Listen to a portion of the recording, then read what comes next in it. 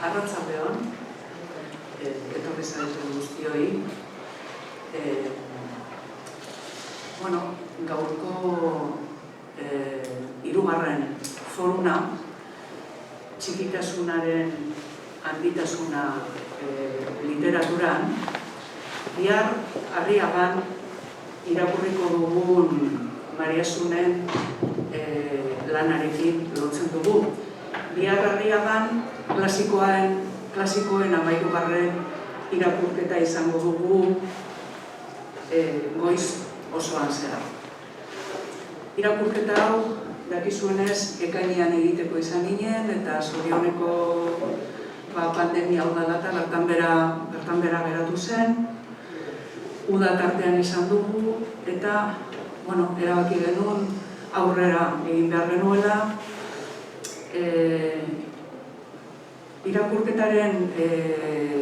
Irakurketa lotzen dugulako euskara ikasleen jaiarekin.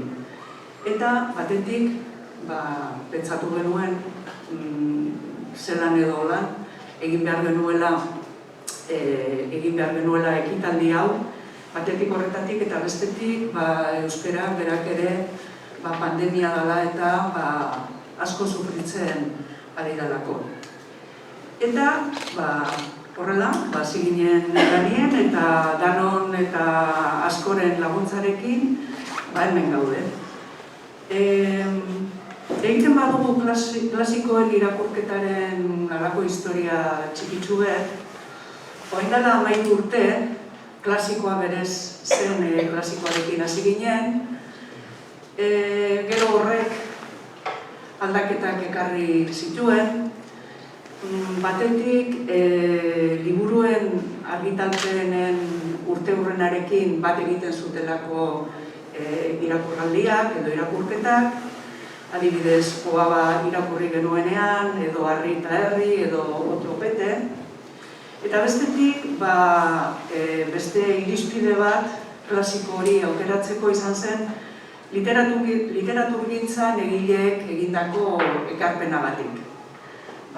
Itzulpengintza arloan Kafka irakurri genuen, emakumearen papera literaturan zergatik Panpos irakurri genuenean, Bizkaieraren garrantzia Peru Abarka eta Kresala irakurri genuenean, edo iparraldeko euskalkien garrantzia azpimarratu nahi izan gendun euneko Bask irakurketarekin.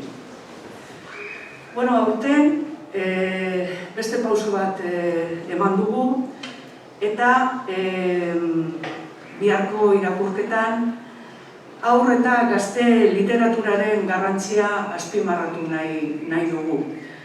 Dudari gabe, nagusientzako literaturaren pisu berekoa delako. Orduan, biharkoaren garrantzia horretan datza. Gure ustez, haur eta gazte literaturak, nagusientzako literaturak daukan pisu bera, daukalako gure sorkuntzan eta gure literaturan. Eta haur eta gazte literatura arloan izen bat bereizten da gainerako idazleen artean, Mariasun Landa.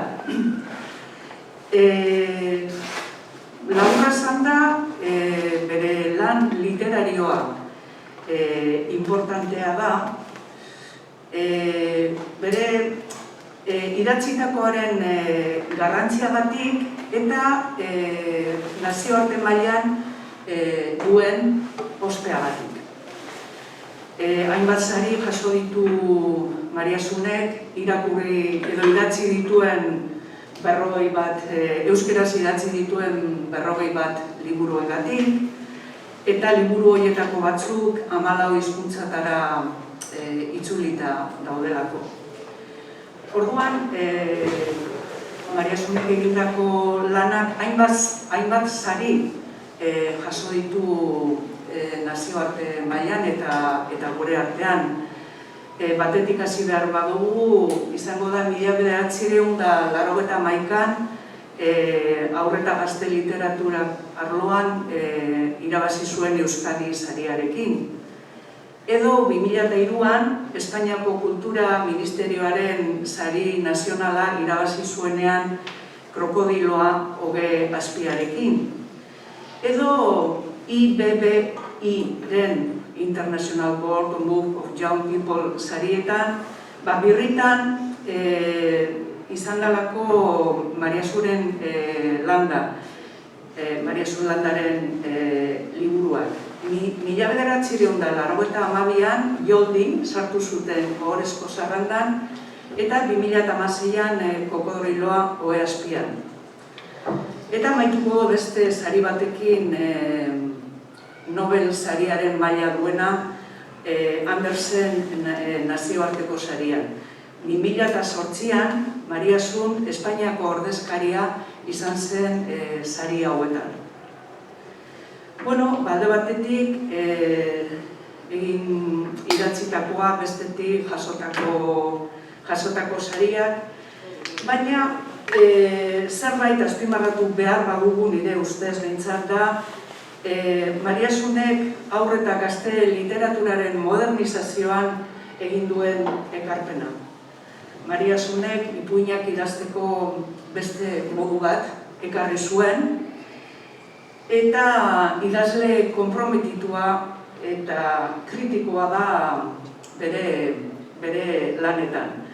Eta idazle konprometitua eta kritikoa da generoa, inkomunikazioa, emigrazioa eta bazterketa gaiak agertzen direlako bere lanetan. Eta horrek gure betiko maitagarriekin eta gure betiko ipuinekin aldaketa bat ekarri zuen. Bueno, lan literarioa aipatuta, amaitzeko edo berari sarrera emateko, Maria Zunen biografiara egingo dugu salto. Maria Zunen 1978an gizarte... Baina asko izango dira. Zerutetan esan dute. Bueno, urte horretan, gizarte laguntzaile karrera amaitu ondoren, urriaren lauan hain zuzen, independentzia personalaren bila Parisera joan zen. Eta bere festa aldameneko gelan liburu autobiografikoan hauxe kontatzen dugu. Grisa eta negu girokoa gogoratzen dut zuk zen egon nintzen denbora laburgura. Enuen Klemenen konpainia eta gure barre algarak beste alaibiderik. Hala ere, gertatu zen beste zerbait orduan inolako inportantziarik eman eniona. Haurrentzako ipuin bat idatzi nuen. Garrantzirik eman gabe idatzi nuen, baina bat zeukan. Eta nik honekin emango izut. Eskerik maite. Eta barkatu, moztu izan ahora, eske beti. Errenderin, 1999 esaten artean, barkatu, broma bat egiteatik zegoen. Aizu arratzalde honen hori, mila esker etortzeagatik, Bilbo zaharreko lankide eta lagun guztiei egindako lanagatikan, udaberrirako sana gero udazkenerako elkarri, mila buelta, hemen ez dago Pedro Alberti ere agurtu nahiko nuke biltzen horrela, eta baita ere honea etorri zidate guztioi, autoridadeak barne, Esmaen ikusten dezpailu eta horrek arrotzen da, pixkat, egiteko da zuen, operi pixkat egukitzen, tarteka, zer erantzun da baita ere, egia da, beste erantzuten diozuanean bere zutaz zer izaten duten eta Inpresio oso ez dakite inor egongo denik sinistuko duenik, bai, ala da, objektiboki ala da, ez da, baina esaten duzu, bueno, eta ala izan beharko luke, bestela izango, ez izake sintoma hona izango. Orduan, gaur, nik pesatzen dut, nire pertsona baino gehiago egin diozuela rekonozimentua, nik gehien bat landu duten territorioa edo generoa. Hau da gazte literatura hori, ez da? Eta horregatik bildur naiz, estatu dut, gero idartzita ematen dela direlako itzaldi hauek, eta prestatuta daukat, baina gero pixkat zirriborratu dut, gutxi bildur naiz gauza asko ditudela buruan, eta lau bloke bezala. Indut nire baitan, azaltzeko bizpailu gauza nire bizitza eta obrari buruz, ezinbestekoa da, aguantatu beharko duzu. Eta gero pixkat gero ja aurreta bazera kontestua izatea. Nik uste ni hemen baldiman nago, eta esan duzun bezala Andersen zairako hautagai 2008 da, baina, en fin, denok genekigun ez dintzelateako. Zer, Andersen bezalako Nobel, bezalako sari baterako, badagizue, zifraskultura behar da. Ziostu dut, Nobel saria olako egin txipi bateko edo Espainia berkeba. Baina izendatzea ere ja gauza horria da. Estadu mailan, konsensu hortara jantzea beste hizkuntza eta kulturaldean, bueno, bani horri heldu nion eta zonuen. Ze ondo ados daudela Espainiakoak, katalan, gallego, euskaldunak eta... Baina, en fin, hola esan da. Eta hori dana, zetorren, zerretik ni, inondikan ere, gazte garaian, pensatzen ez zuena, haur eta gazte literatura idaztean, zerbaitik bukatu nuen hemen. Horri emango diot garrantzi gehiagokoan, eta da testu ingurua, kontestua. Eta gero, beste bloke batean gustatu dizak izan esatea, haur eta gazte literaturako horien, berizketak gutxitan aipatzen direnak, baina netzako oso arriskuak direnak. Eta pixka nola titulatu edo izenburua jarri nuen, atzera begira etorkizuna amets, ez naiz ni oso bertsolari izateko jaioa, baina amets edo nola ikusti egingo nukenik gustoko etorkizuna edo nola beharko binekin ere gustorako, pixkat horretak gazte literatura eta irakurzaletasuna oroak, gero eta hobeto eramateko ez da. Orduan ere bizitza zehatuz, aipatu dizut, ni gazte garaia, egitazta izan nahi nuen, nahi nuen urtekin, mujerzitas irakurri, asko bezala, jo personaiarekin gelditu, eta zanen hori izaneko izan. Aukera egina da. Egia da ere, matematika ezintzaizkitara bat gustatzen, ezintzela ere beste munduko ikasle, eta bakarrik honen nintzen idazlan famoso horietan, redakzion, esate ziduten mokak eztan, la primavera. Eta claro, la primavera, hay que escribir, urtero primavera, otoño, en fin, bat fregatzen da, edo poema la Virgen. Santera zaitez beste guztien aurrean, poema la Virgen irakurtzea, eta emozio horiek, ez da sensazio hori dezu izendatuta zaudela idazlea hundi bat izateko, ez da. Haina hundia zere, egin nuen karrera asistente sozial, izan zen, ni orduan oso kezkatuta nion, gaur egun baina, gazte garaian, arazo sozialetatik, nola beteko nire kristautasunaren bilakaera bat izan zen, sozialki nekin pixkat eraguntza hori eman nahi, eta kristau izateari utzi, baina horre bilintzen eta gustora, karrera inuen oso gustora, izan ditun irakasle aparta, Juan Mari Bandrés, Zeitro Ekalde, Tamayo, garai hortan, frankismoaren garaian, personai batzuk Donostia, oso interesantea. Nik karrera horrekin bai, oso pozik neon, baina gero, atera nahi nuen. Eta aitzea itzaki hobeago hori frantsesa ikastea baino, ez da? Eta berbezela, claro. Eta hasiera, gurasoak onartzeko, monjan zinezi batera, Parisen. Eta abiatu nintzen, behar den bezala, 78an udazkenean. Eta gero antxe gelditu nintzen, ikasketak egin ditu filosofia pura, esaten genion orduan, utza. Eta, baina, bitartean zer? Bitartean zion arazo, nik deitu izan diot idatzi detenean oteaz zauri linguistikoa. Gure soziologia Gipuzkoakoa, edo nire Baiarakoa, Errenterio, Arsoaldea, Donosti, buruan, eta nik uste komplexuago, esaten da baina komplexuagoa da. Hau da, nire gurasoak zetozen euskaldun mundu batetik, Aitor Amonado Oiartzun baserritan, baina gero seme alabak eta errenderi bezalako hirian, eta noski gantzailea ziren, gerra markatu zuen eta itona hil zen, en fin, gantzaile izateak ere markatzen du nolabaiteko tristura edo esperantzarik gabe, orduan, nire zirugarrena, lehenengoari euskera erakuste diote, baina itona mona, Izebak, eta bigarrenari gastua izen 3 urtekin, eta hirugarrenari hau da alegia niri, baina erdera utxean, eta hori oso hartuta da.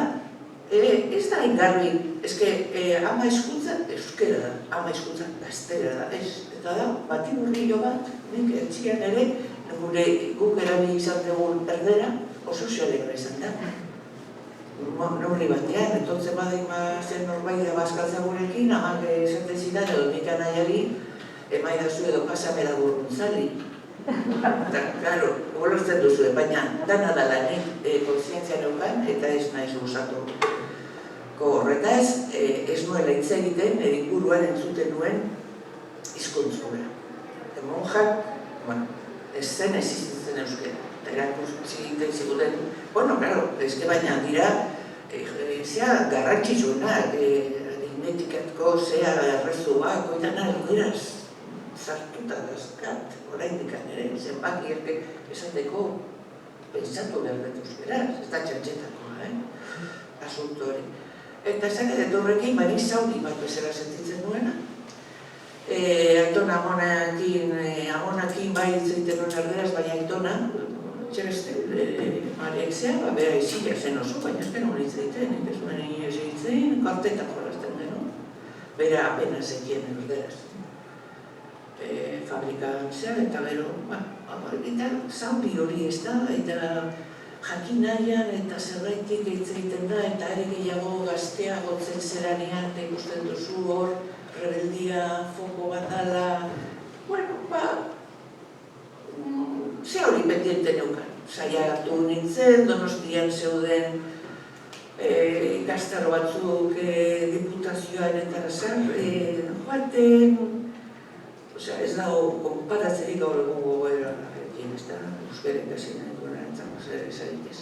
Eta Frantziatik itzultzen naizenean, eta hemen integratzeko eta kulturaki, gure mundu kulturaren alde borroka edo lan egin nahi duela eta bat, euskaren kasi behar da, eta euskaren kasi behar noen.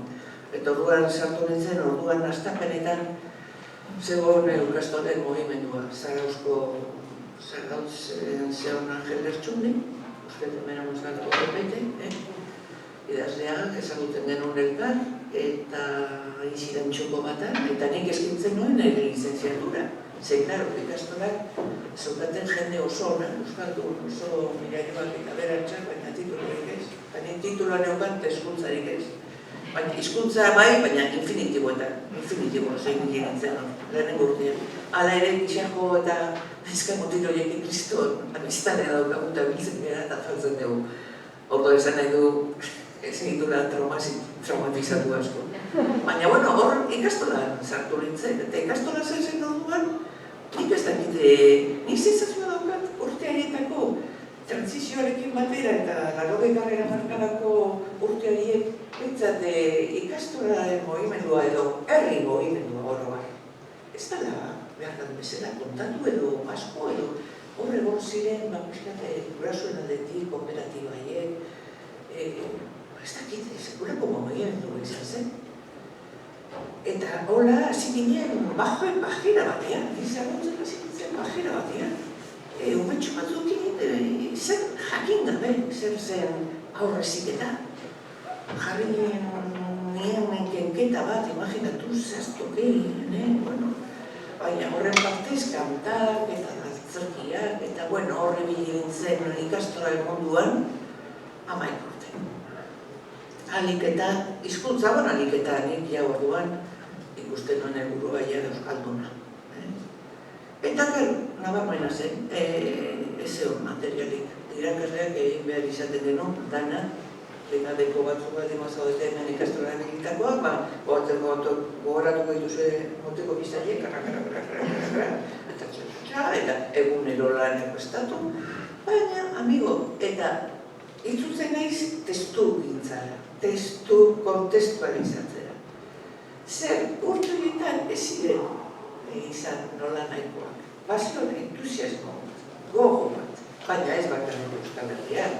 Zion, estadu mailan, zion, Europan agian, zeren guk Euskaldunak ere jutekinen Rosasentzat Bartzelonara, baina esker Rosasentakoak edo beste batzuk, zijoazen Arresia Calabria, Arresia Emilia, Jani Rodari eta Zeon Summer Hill, esperientzia pedagogikoa.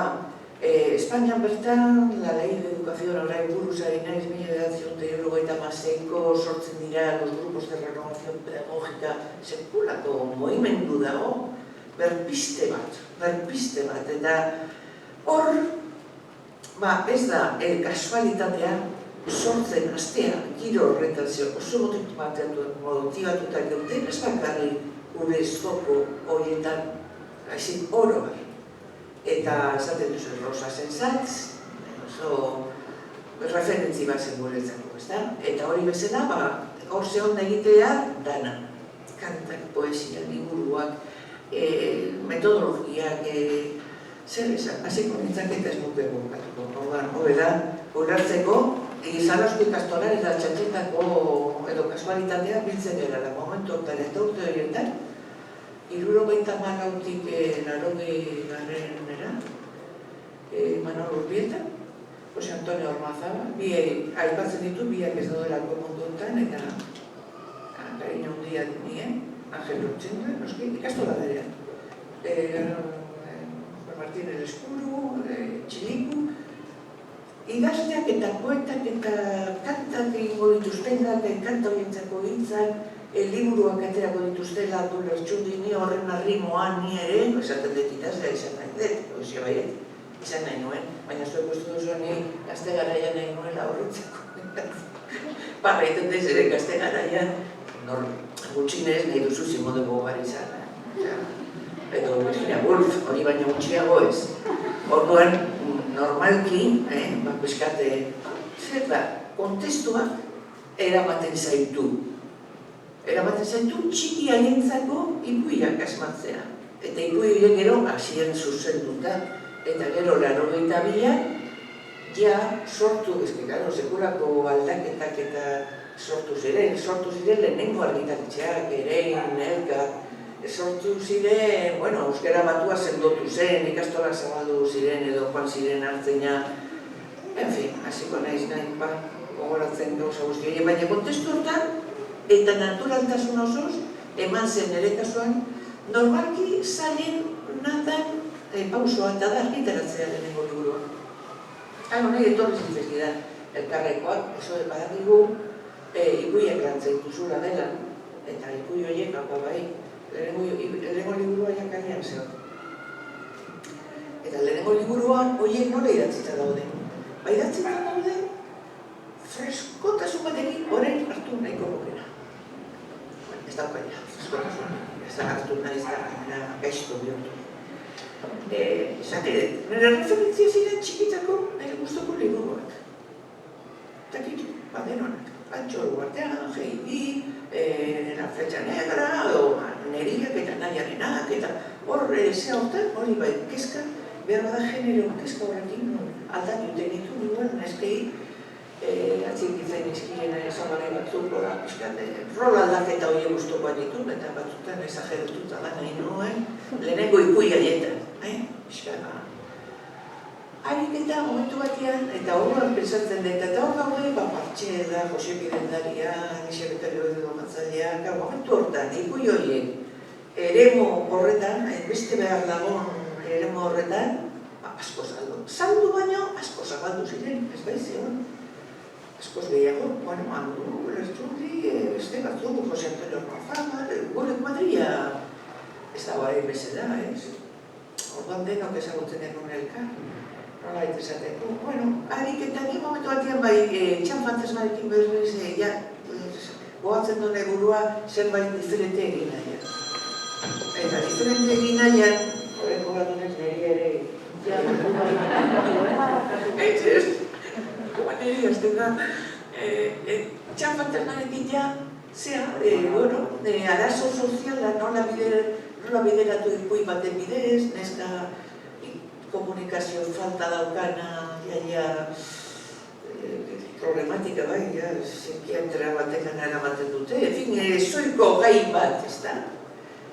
Eta, bueno, idazten dut hori, Leixar Bezaria, lehenengo jendeialdia, irabazten dut. Eta hori, momentu hortan, horregatik kontestualizatzea da importantea. Arrela guztia zeuden baitaren, estaduko kulturak eta hizkuntza eta idazleen artean, zeuden galeuskan. Eta orduan, oso nahiko errexez detezako, baina normal bezala izan zen. Nik atera Txan Fantasma hemen, eta 3 hilabetera La Galera, Barcelonako argitaletxea, katalanista baitaren, noski. Argitaletxea hori erderaz eta katalanez. Eta gallegoz, beranduago, baina paseon, elkarren bat hizkuntzen artean non hasieran oso erresa izin zaidan baina ere euskeratik aparte beste hizkuntzetan ikustea hori. Askotan galdetu beteko, nola zagaitik, eta nik beti azkenean pentsatzen dut, ez dakitek esango da, Txan Fantasman bidea irekizita da. Asko. Nik Madrileratu nintzenean ja pixka beste obra batzukin eta bar, ja jendeak ezagutzen ditu, esateziak, bai, zu batera zenon, hor importante izaten da, lehenbika, beste liburu batzu. Eta horren hasi nintzen, pixkat, suerteak, kontestuak zer ikusi handia daukara, izan ere gure bizitzen, hori izan nahi denuen, izugarria. Eta hola jarraitzen dut, pixkat liburuak idazten eta era berean aldaketa bat ematen da estilistikoki joldi delako liburuen honekin. Urtiak egon nintzen, testu labur-laburrak minimalistak edazten, harik eta gehien kontatu, harik eta adibide lingustiko gutxienekin. Efin, eta bueno, hemen importante izan zen egizitza, topo inuen Asun Barzola lortzatzen ere. Asun orduan oso rekonozimentu ondiko emakumea zen, Madrilen bizi zen, Bilbokoa zen, eta ardatu zuen denbora asko, 2 urte edo gehiago. Baina, ilustratu zituen liburu asko eta batez ere gure artean adiskidetasun handia izan, handia. Gero zen 2006an eta, galera handia izan zen netzako. Eta hori izan da baita netzako beste mugarri baten, eskate Txan Fantasma, Ioldi, eta gero Kokodrilo Gazpian, 2003an, Sarri nazionala ematen diotelako, lehenengo aldiz euskeraz. Orduan hori momentu hortan gogatzen naiz, izugarri hori ospatu izen Euskal Herrian. Nik uste momentu gainera oso beltza batean duten, egunkari etxi berria, momentu zulo horietako batean duten, eta ordo notizio bakarra, jendezko esan izan, notizio bakarra izan da. Eta, bueno, horrek eraman nintu baita ere, ordurako ja ezagutzen nintun argitaletxe eta estimatzen zituzten ere obrak eta ateratzen nintun, batez ere SM da argitaletxe altxua zen, horrein ja ez dute pena zinok ezagutzen SM. Asko aldatzen dira, editorialak bere personak, baina argitaletxe bere aldatzen dira. Ez beti horrelako, baina bueno. Zan edet, hortikan aurrera, egia da, Euskal Haur eta Gazte Literaturaren sistema izatetik pasatzen naiz Espainiako sistema literario batean. Baina, inprobitzen duna gallegoa, katalanak, denok eta euskago harreman asko. Gure belaunaldiko orain adibidez, orain ez, azken urte hauetan hil dira bi gallego idazle berehala itzulita izan zirela euskerara eta obra handia dute euskara dutan, Xavier Docampo eta Agustín Fernández Paz eta horiek dira nire lagunak. Osea, hor izan genuen aukera bat, nik uste dute kontestu bat usegokian, Euskal haur literatura situatzeko baita ere bere lekuan. Eta, bueno, dudik gabe, bertan, ere, sortu ziren, eta badeunden ere, idazle korpus bat, eta batez ere zegoen merkatu bat. Beharra handia zegoen, eskolak, hor badago pakueste osa bat, oso garrantzitsua, baina barkatu bide zuen edan dabe. Eta da, irautza txiki bat, txiki handia, eskolan onartzen da, haur eta gazte literatura, gai literario, literatura ikasteko. Horrek aldatzen du, dan, 6 ametet horrekin. Nintxinia nintzenean, literatura ikasten ego, gainera da no, txapela, Lazarillo, Pedro Zakizer, Pedro Tan, Pedro Quijote, gero, eta jantzen ginen ja Becker, eta notxera ditzen zen normalki, Horda, literatura erakasten zikuten beste testo literario bidez, eta ja, 80. hamarkadako irautza moduko, bueno, irautza diot, irautza kultural, moitua izan ziren urte horiek arro askotatekan, literatura sartzen da, aurre literatura sartzen da, eskola. Hori da, bum, deitu zailo hori da, bum, aurre eta gazte literatuko, bum. Hemen, baina baita Europan, Frantzian, Austrian diot, eta zinan Ostringer eta idazle Alemanian. Hau da, izan zen orduan benetan rekonozimendu handi bat, batez ere merkatu bat zeolako, kriston merkatua. Eta hor moitzen zen negozio eta diru asko. Xabier Etxaniz aditua da Euskal Haur eta Gazte Literaturaren historian eta tesia eginen duen. Egin zuen tesia, eta ja demagon 20 bat urte izango dela, esaten zuen ja Euskal produzioen eren bat zala haur eta Gazte Literatura. Hau da, rekonozimenturik gabe, bigarren mailako literatura, tontoentzako literatura da, ez gai direnentzako literatura, baina negozio handia. Eta argitaletxe guztiak sortzen dituzte bere kolekzioak, eta kanpoko argitaletxeak ere tortzen dira Euskal Herrira edo Katalunian zeuden bezala, egiteko Euskal bertsioak. Ez ziren gauzak ondo jo beraientzako. Hemen mantendu zen horako fidelitatea bat bertako argitaletxeekiko. Baina moimendua izan zen, Katalunian bezala, SM delako edo Berdizaita nahi edo Berdizaita nebe argitaletxe forteak ateratzen dituzte katalanez eta erderaz, gazteleraz. Hemen gauza bera egin nahi izan zuten, hemen gure merkatua txikiago zen, gure argitaletxeak, baina esan ere, hain pixkat hori gabeko literatura klase hori berriz bazala merkatu ederro bat eta jarraitzen dugu izaten. Nona garrantzaten, bildu, esagutzen nahi burua eta...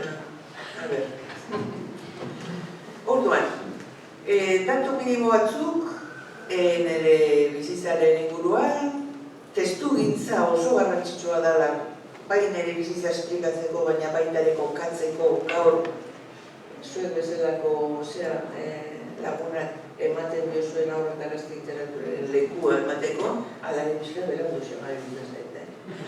Mai urte. Diot hori, ez dakizue noraino dago sartuta gure eduki kultural kolektiboetan haur eta gazte literatura. izugarria da, gaur ez da eguna, baina izan diban gustora mamonoke, zenbaterainotan garrantzitsua gu konturatu gabe. Denok ezagutzen dugu Pinotxo, baina Pinotxo eta gezurra. Denok ezagutzen dugu Berroten Inguia eta Txernogorritxu, baina hasiko banitz, Altxorro Guartea ze idazle heldu, izen handikoak, ez du esaten, eragin egin diola bere bizitzak Altxorro Guartea. Baina ez da infamatua, baina bezala beste guztia. Denok onartu egiten dute, ze eragina izan zuten liburu horiek bere bizitza eta bere ibilbide literarena. Baina gero desagertu bezala egiten da. Esan nahi dut horrekin, egia da, pasako naizela naturaltasun osoz, horrengo gai, hirugarren gai neukana. Zer dauka horretan gazte literaturen bere izitasun, xelebrea, urbiluz, heldua, muturra saltzen duena. Literatura orokorrean, nik atxaga bete dut. Joaten naiz liburu dendara edo liburutegira, atxagaren liburuak hartzen ditut. Umia eretzako liburu idazten duzu, hemen badago bitartekari bat. Eskola. Edo baldin bada eskola, aitatama, izeba, aitona monan. Hauzokoa, berdin zait, esaten duena, liburu hau ez, zabat egokia. Asko zobeto da hau. Bai, honekin ikasiko dugu, ez da zer, hau irakurri izaten du maiztrak, pandemia, ekologia eta deseago landuko benuke sensible, ekologia. Edo horren virusekin, esplikatzeko viruserena, behitu, ipui polit bat atea dira hemen virusak. Literatura libre hori mediatizatuta dago asko aurretan ez literatura. Mediatizatuta. Eskema tipiko literatura egilea, testua, hartzaia ez da. Baina aurretan ez literatura dago heldua. Eta heldu horrek beti kontrolatu nahi izan ditu. Zer irakurri behar dute aurrak. Hasi 18. mendetik, edo 17. mendetik, alegia, fabulak ziren omentzako idatziak izan, inonikan ere, baina gero 19. mendean, hemen bisita model, eta bat, azten direnean, euskaraz idazten omentzako, alegiak edo fabulak idazten dituzte, zergatik. Hor dago, heldua beti dago, obsesionatuta umiak ikas dezala. Ikas dezala. Eta, nolabait, baitare ikasteaz gain, kontrolatu. Kontrolatu. Bizkate, zer pensa, nola pensa, nondikan nola eraman, buru hori. Aurra, lortzen duenean bere kabuz, gustoko liburu hartzea, batenok gelditzen dira argituta. Harry Potter. De repente, fenomeno egitako bat. Baina Harry Potter baina izan dira, batzutan eta zorionez, umia gaztetxo edo gazteak direnak eta bar, de repente, interesan dute liburu bat edo kolekzio batean, eta irentxe egiten dituzten liburu ere, eskolak rekomendatu gabe izan badera ere. Zorionez diot zeren da, horretikan, itxaron pentsu pensatzea, umiak bere kabuz ere, igual, izan dutela eta jarraituko dutela izaten, bere gusto propio, eta azkenean, literatura irakaskentzan ere lortu behar dana da hori gusto propio bat izatea, eta esatea nahi gustatzen zain, ezakit autore hau estilo hautako liburuak, eta hor bakoitzan bibliotekara jun eta aukeratuta bat, eskolan, eskoletan egon naiz, eta irakasleak nahi dute liburu batzuk ere funtzionatu dezatela, eta denok berdin irakurri, eta gainera liburu horiek irakasten badute zerbait irakatsi, oso ez dago bat ere modan. Liburu didaktiko izatea, baina izan ziren. Izan ziren liburu hau literaturaren izenean, helburu nagusiena didaktikoa zara, irakatsi. Baina ez bali badain nabarmena, mantentzen dugu beti irakasle hori barne, sensazio hori beti erakutsi behar digula, edo atekin bat atera behar dugu irakurketatik. Ez que libura hori irakurriz, pandemia hobetu irakurri. Eta liburuzte hobetu dibortzioa, eta bestia, eta intenta literatura asko eta asko, nola betizun utilitarista. Ala izan beharko du, ni ez nago hemen esateko hori izten. Egiten da. Eta funtzionatzen du. Eta funtzionatzen baldin badu, esan nahi du, urrak irakurtzen dutela eta ikasiko dutela da bat. Baina benetan gustoko literatura hori, eraman gaituena, batzuei bentzat, lantzea, beste bide batetik handi joan.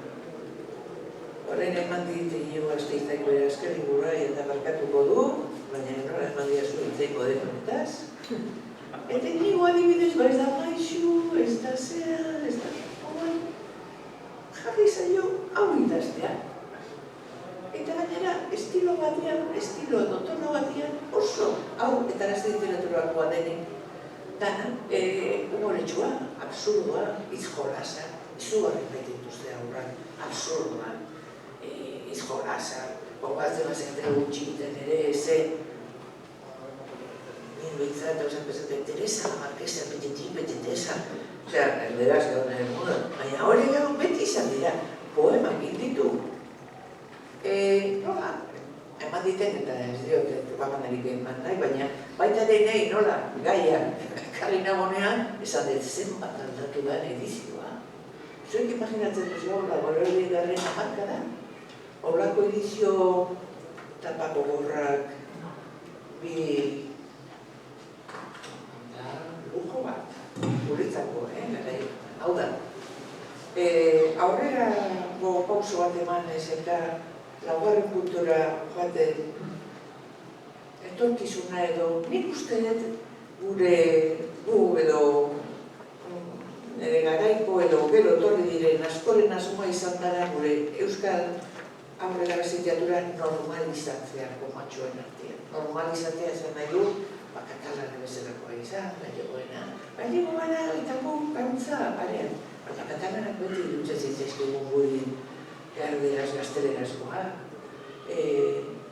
Eraginak ere zuzenak izan ditugu. Gu ja berehala intzutzen ari ginen, Kristin Noslinger Austriakoa, Lorro Aldaren dezatik, edo Michelen de Alemaniatik. Horba, pixka gera literatura bat, denbora gutxian, izugarrizko bidea egin duena.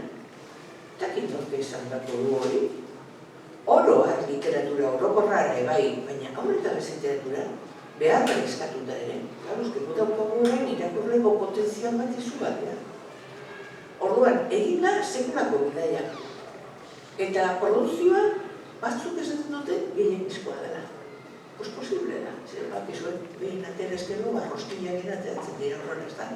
Eta hor, falta ezizkiguna, gine ezako konkretoki, falta botatzen ditut bitartekari honak.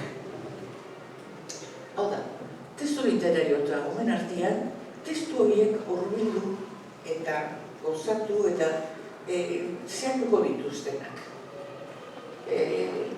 Modu askotan, bai magisteritza eskoletan, erakusteni eta datozeni maizu maistrei nola tratatu literatura, bai zuzenki literatur tailara txikietan edo forum txikietan, hau da, literatura nola baita esateko modu goxo eta estrategiko batzuen bidez lotzea gumiak literaturari. Batzuak ez duen egarraiten dute, edo ez da leherakurtzen, nien pixat nekatuta. Ez dela zina nekatuta, ez dute erakurtzen, ez dute erakurtzen. Ez dakit, nahi duten nire erakurtzen dute. Harry Potterren fenomenan ikuste oso dutore segura den hori. Benela, esaten zuen. Ez da nire genero, nire guztoko generoa, baina kriston respetua diot. Rowling Andereri egiturako obra bat zendu, oso fuertea, eta gumiak eraman ditu literaturera. Baina gumiak beraiek, ez eskolak egitutako liburu, eta ez naho liburu horien kontra, zen ni hor barne naho, ni elefante txori bihotza, hemen nola atera zuen, Madrileko argitaletxe batekin zuen euskerazko bertsioa eta hemen ez da zabaldu. Ez dutelako, baina izan du sekulako rakastak, edizioak dira eta jarraitzen dute egiten eta sekulako, osea, egin nago barne, ez nago kritikatzen nola kanpotik, barne dago. Osea, niri ere izan dudazko, zeholako eskoletan sartutak izaten dena. Baina nire eredua, nire propioa gehiago da Harry Potter, fenomeno literarioa, eramaten gaituna berriro, zer dauka azkenean hitzak, zer dauka irakurketa, monologo isili hori, zu liburuarekin, personaiekin, non asko ite zaizu ze hor dudan, egiten zela lagun mina personai batekin, hau da hori dena emozio guzti horiek, telebista existitzea baina horrene gaukoan, nire garaian ez hautzaroan, eta hori dena pixkaten nola rekuperatu edo ez badi madurrela beste modu batean, baina ez ni hain katastrofika edo gero gainera normalki ez dute zer irakurtzen eta esaten dute helduen ez dutela batera irakurtzen. Segurasoak dejatzen dira eta beraiek ez dute irakurtzen. Baina, sensazio daukat egin izan ni bakari solilokio. Baina, bueno, nik ditu lau puntu baina horrein gelditzen naiz. Beso zabalik zuen taldeak.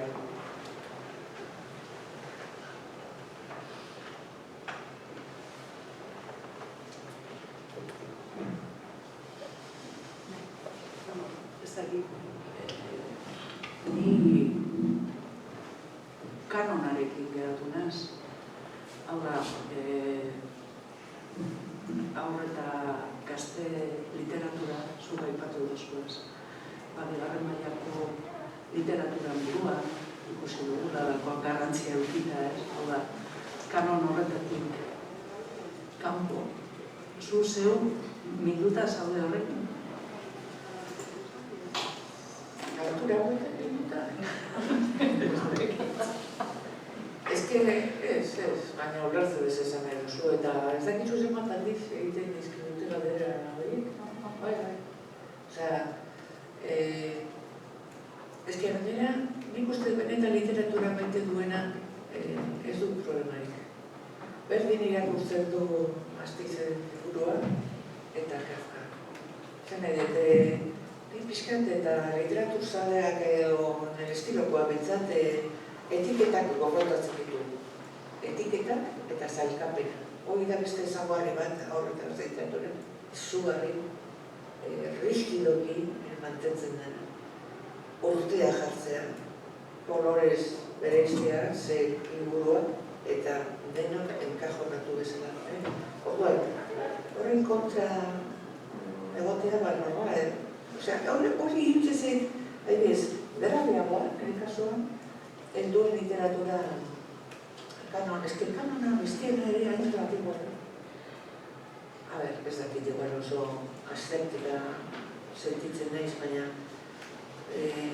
enkartzen ditu denean liburu batzuk esaten diratena oso dira, eta ez dut batzutan zen orduan zein egiten du kanona. Horrek edo ematen nau nik beste gai batera, emakumea zaretik ez daude kanon hortan. Eta oso ideologikoa da. Zein egiten duen kanona, hor dago ere, erantzuk solu nokida, eta hor da beste literatura ez dago kanonean, baina ez dago baita ere emakume literatura kanon hortan, edo ez da egon. Eta klasikoa, igual hori, txafaterma klasiko, osea, kolekzio horretan sartu izan eta horrela, horrek adibidez, sartu zidaten gaur irratia galdetzen zidaten klasiko aber zer esan nahi zuen. Nik uste lotzen da adinarekin, ez da? Adinarekin edo, egia nola nahiko zarra da, seguro ere klasikoa, baina nik uste esaten dira. Klasikoa da, hartzen duzuna, eta horretik ez da gortu, beti irakurketa desberdinak egin daitezke. Eta hartzen duzu, Kijote bera, osea, urte batzuk hasi, zoragarria da. Eta nola da posible, behinta berriz irakurritako, manejatutako liburua mantentzea, oraindik hain aberatz, eta belaunaldi desberdinetarako hainbeste esan nahi dituena, horri deitzen diogu ja klasiko zen adela, eta hartzen zuen txorru artea, esatu zuen eskene, benetan zea dauka, eta ez dira zahartzen. Ez dakit erantzun dizudan, Kanona, ez da, aurreta gazte literatura ez dago kanonian, kanon esplizitoa, baina esplizitoa, idazle guzti horiek kanoneko idazle horiei galdu, gizonezkoak esango dira, galdetu ezkero, esango dizute, atxorru barnean.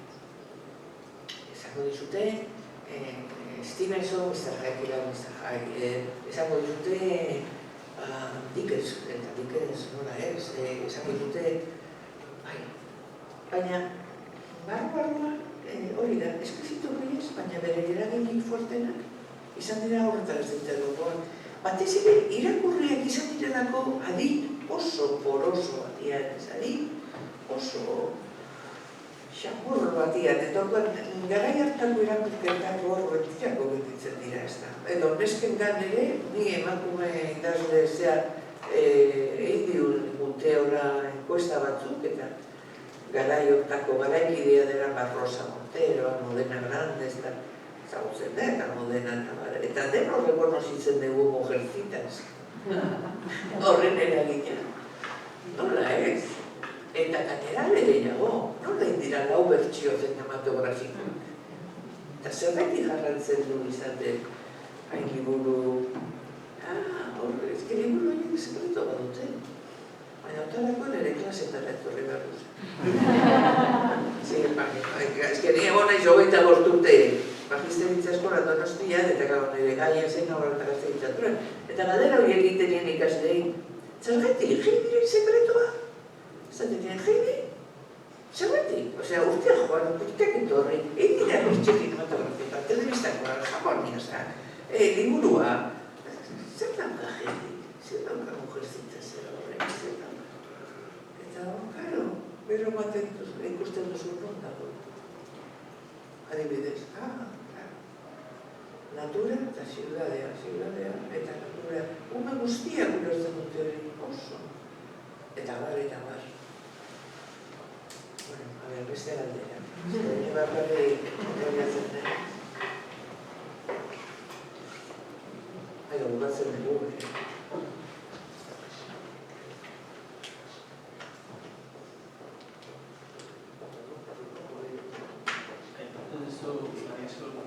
Eskoletara joatearen bide hori, horreko bitartekari moduko bat, edo irakasletik irakasle, edo hori gutxi gorara nola imaginatzen duzu, zer da irudikatzen duzuna? Bueno, irudikatu nik uste dut adibidez magisteritzako edo gaur karreran, kredito gehiago izan beharko luketela literatura, bat oso zagondo pixkat terminoak, gailoek. Pero, eta egiten dira, ikastaroak, prestakuntzak, eta bat, abeskan nola lagundu umeari urbiltzen liburu gara, urbiltzen gozamena hori lantzen. Aurre liburutegia dauzkagu oso, Donostian dago dokumentazio zentzua izugarrena. Espainian dago bigarrena horrena. Eta bar, nik ikasleak hartzen ditu eta eramaten ditu nara, eta luzenatu egiten zuten. Lehenengo bigarrena izan zen, lehenengoa Germán Sánchez Rupérez Fundazioa Salamancan, en fin. Baina bigarrena Donostian, eragile bat zegoen, txatxa hori zeneko bibliotekarena. Baina bebeteka, edo gero hortxoteka deitu zailuna, 0-6 urteko bentzako zail bat, eta horren inguruan dagoen, hori Donostian agota, eta ez dakigu. No, esan didazu nola, baina nik uste dut prestakuntza, nik zintzen dut prestakuntza. Eta bestela, baizu, egiten dana ere, egiten dana hobeto egiten. Ezagutuko baneola sekreto zea bate, esango zuke baina. Eta pentsatzea baita ere, bueno, azkenean literatura Niretzat bizi izan duten bezala badauka zer ikusia deskubrimenduekin. Nire horrendik gustatzen zait. Jutea liburu denetara, biblioteketara eta bat, eta egitzea eta hauze izango da. Nahi gustatzen zait. Deskubrimendua, edo ez bat emazaren bideola behiratzen, zu etxean ez irakurtzen zerbait eta hori da. Nik klasean hainbeste aldiz esaten nola, la esperientzia literaria, esperientzia da. Eta ez da berdin gertatzen jende guztiari batera eta ez liburu berdinarekin. Non sentitzen duzu, liburu horrek hitz egiten duzula. Eta bat egiten duzu horrekin. Eta emozio hori, sentitu duena, betirako izango da. Literaturzale edo irakurzale. Hori, belaunaldia nola gehiago irakurtzen deno, zer ezegon telebistarik eta ezegon ezarrez, emozioerik sentitu izan dugu, hori torzoiarekin ibinena ez baina enabaratuta. Baina, hola, bella, ez dakit irakurtzen una pasion, baina gaur egun beste modu batean ematen da. Eta berriro kontatuko naiz, Harry Potter kasora, zer hor izan zen ere, lehia berumen artian, nork irakurtzen zuen horri gehiago bat. Zer liburu potoroen, baina apert, ezun, gantzatu. Eta emozio hori esperientzia literario ematen danean, nik uste dut irakurzale bat egura. Eta hori, esperientzia literario nola bolzatu, zen modutan, aliagatu, nik uste gaur egun helduen artian ere naiz, asko zabantzu da, lehendikan ere baseo, baina forum edo tertulia, eta nik uste dut oso funtzionamentu ditzen dut oso. Elkarra, nik uste literatura ere komentatzeko gauza bat dela, hitz egiteko, interpretazioak, ez gara, literaturak eta gara interpretazioa. Bakoitzak modu desberdin batean irakur daitekela edo ulertu dezakela. Modu horietan nik uste dut ari dala, igual literaturzaletasuna edatzen modu isilean, ez da audiovisualak eta baten garrantzirik handiena, bestia erantzi egiten dio horreinikan. Bueno, hain igual edadiko jendean lan besatzen. Bai, igual oso optimista nasi. Bueno, bukatzeko irakurriko duzu egin jordi. Osea, ni ikaskola edo irakasle basikoako irakasle nintzela, pixkarekin moskeatuta psikologoekin. Bueno, moskeatuta. Ikusten nuen dana psikologizartzen denuela, ez da? Eta bideo hori jarraitu dugu. Osa, zerbait da, upe batek eta hori psikologo. Eta atea zitzen lan hau, eta, bueno, tarteka, gustatzen irakurtzea. Izen burua. Eta Asun Barzola beti izaten zian, ez aztu zu hau zerara, Alakoan, endoran duken dira. Psikologo.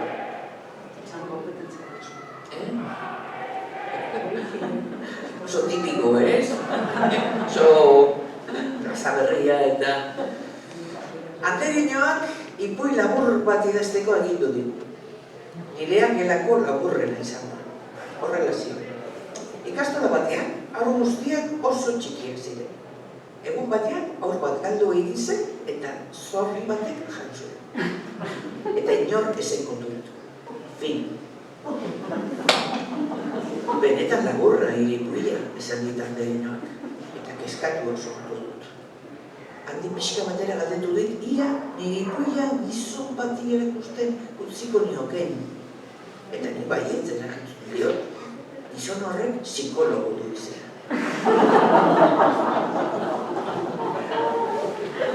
Bueno, nahi gozatu.